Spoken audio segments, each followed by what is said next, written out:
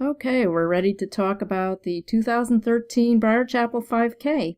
We did one of these videos last year, and we're going to be showing you some of the differences between that course and this year's course. We're at the starting line now. There's some new construction right here, but hopefully they won't be working on race day. We're going to be starting on Sagebrush Drive.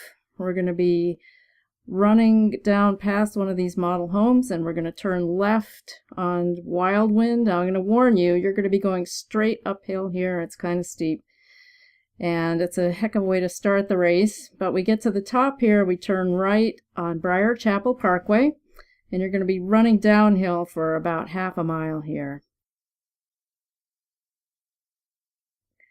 I'm going to be talking, as I said, about Briar Chapel, the neighborhood, because a lot of people watched our video last year, the race, and they were very interested in the houses along here. So we're going to be turning right on a Serenity Hill. This is a neighborhood called the Villas. You're still running downhill. You're going to love this part. It's running downhill into the cul-de-sac. It's one of two cul-de-sacs in Briar Chapel. Last year, if you ran the race, you'll remember there were a lot of empty lots here still, but it's completely built out now. These homes are almost all brand new. You're going to be going, it's fairly gentle downhill right here, and we're going to have to turn around and go right back up again. So we turn around. Last year, everybody ran down on the wrong side of the road, so it was mass chaos. Do try to stay on the right side of the road this year. You're going to be running up. It's fairly gentle here, but you are going to be running uphill. And as you can see, these MI homes on the right, a very nice finished neighborhood look. We're going to run up to Hill Creek Boulevard and take a right. You're still going to be going downhill, but it's not very pronounced. We're coming up on mile 1. We're going to pass a little wooded area here with no houses, and here's mile 1 right here. We're going to continue on down. You might remember this block as being empty last year, but we're just building out the last of the lots. We're going to continue down Hill Creek, and there's a nice wooded area and a pond on the right-hand side here. There's a dog park down here. One of the most physically attractive and intelligent couples in Briar Chapel lives right on the left. You're going to come around the circle here and turn left up Great Ridge Parkway. It's almost level here, maybe a little bit uphill. This area on the right here, very nicely landscaped. Take a right onto Bennett Mountain Trace. You can see Bennett Mountain up there on the right. And you're going to be going a little bit downhill here. It's nothing to get excited about, but this is pretty much the last downhill you'll be seeing as you come around this lovely park area to Briar Chapel Parkway. You look down there, but we're not going down there. That's the bridge that leads back out of Briar Chapel. Lovely area. There's a bike trail along here. Now we're still continuing on Bennett Mountain Trace. This was pretty much a no man's land last year, but you can see there are new homes being developed here now. You're going to be running uphill. Get used to it. Woods on the right, but by the time we run the 2014 Briar Chapel 5K, you'll probably see homes all along here. And there's a Southern Energy solar truck there. It's installing solar energy for someone. We're very green here in Briar Chapel. You're going to turn left, up, dark forest.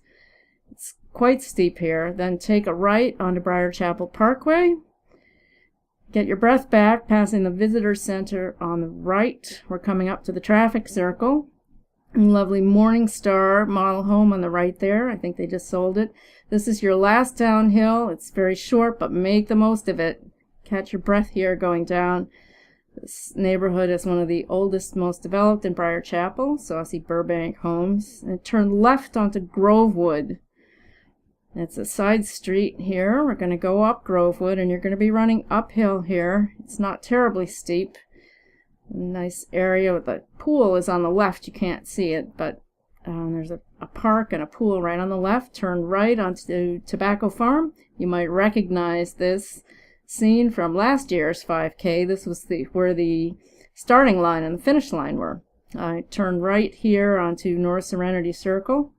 It's going to look quite different from last year. There was only, I think, 1 or 2 houses here. You'll see it's quite different now. There's a very, very good neighborhood feel here, and you are going to be running uphill the rest of the time.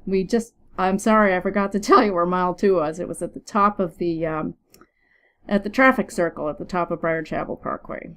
You're going to be going up, some David Weekley homes here, and some homes by Dickerson. A lovely wooded area, a bike path off to the right, some new home lots going in here on the right, and a fairly large new area on the right here, which is Phase 6 North.